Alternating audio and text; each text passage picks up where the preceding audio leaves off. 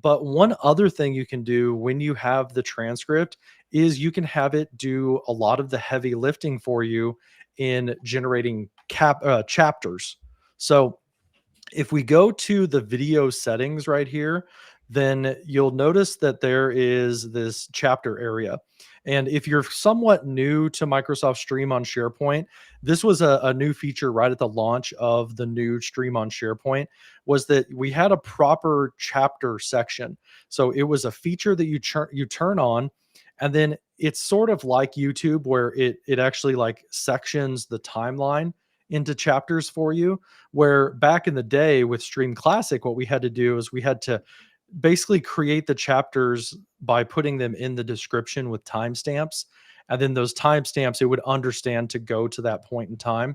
Well, now it's like a fully featured, like first party, citizen type of feature. But what came out, I think this was like in about the February timeframe or something like that, is that you can generate chapters from the transcript. So if you've got your transcript generated, you flip on chapters, you've got this new red button that says generate. So you'll see I don't have chapters now. I'm going to click generate, and in about 1 minute, it's going to section that video into different chapters. So I think that's going to be really nice. Here's a good question from Fairy Geek Mother that is, when will transcripts get the name of the speakers? Uh, from what I understand, you do get that if the transcript came from a Teams recording. So if it was recorded in Teams, captured that way, and then you're viewing it in Microsoft Stream, you're going to have like the people and the faces and all of that. But I don't know of any plans for them to try to extract that and understand that from the transcript after the fact. We used to have that in Stream Classic. I don't know if you guys remember, it was probably 4 or 5 years ago at this point, where we had facial recognition in videos, and it would like show like the different faces that were seen in the video. Microsoft actually ended up removing that at some point due to like privacy concerns and things like that. I think there might have been some regulations, like maybe in Europe, for instance, that ran afoul of. So they've kind of backed away from that detecting people and detecting who's saying what. So I don't know if Microsoft would ever add that back in or not. I think the problem is just that reliability. Like it would be using the audio kind of like GPT Whisper, like OpenAI Whisper, to understand the different voices and detect them. Where if it's a Teams recording, you have a very definitive who was saying what at what point in time, because like that audio stream was going, and that was Andy's audio stream or John's audio stream. So we know definitively who it was. But I mean, we do have intelligent speakers in Microsoft Teams rooms now that are detecting like up to 12 people in a room.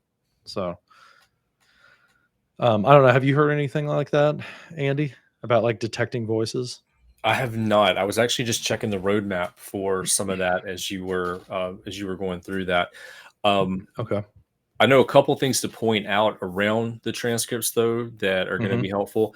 It does support over 100 different languages, so it's going to work pretty broadly there. And then once it's translated, you can read the captions, you can search the captions. If you got Copilot, you can Copilot against Hmm. the captions. But multilingual, you are going to be able to work with it. You'll have your primary language, and then you'll be able to work with it in the other languages. Yeah, adding those manually. So it took about a minute, maybe like 2 minutes or so. I did have to refresh the page. And then now, if I go to chapters, I've got, I don't know, it's probably like maybe 20 or 30 chapters that it created.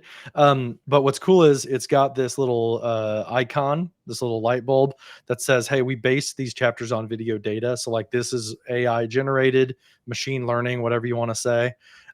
It created those, and they're kind of long chapter names, so, so you might want to like change those a little bit or tweak them. But if I hit play, now you can see that the timeline is actually chopped up into those particular chapters. So that's all auto generated. And one thing that I have found is you do not need Copilot to do this. It's not a function of Copilot. It's just the overall AI that we have with Microsoft Stream. So like if I go over to my other tenant, this is my MVP tenant. And if I open up like this live stream, so here's another 2 hour, 8 minutes. I've got a transcript. And if I go in, oh, I think I already did it actually. Yeah, I already did it. Um, I get that red button to where I was able to add chapters, and you can see there's those AI chapters. This tenant does not have Copilot, so this doesn't cost anything extra. You do not need a Copilot license in order to get auto-generated chapters at this time. So pretty cool stuff. I use that for cutting up our show, obviously. So like you can see, there's all of the different like changes and topics. So this gives me a good idea of like where did our show go? Can I, kind of put sections together to kind of cut it into shorter pieces without having to watch myself talk for 2 hours?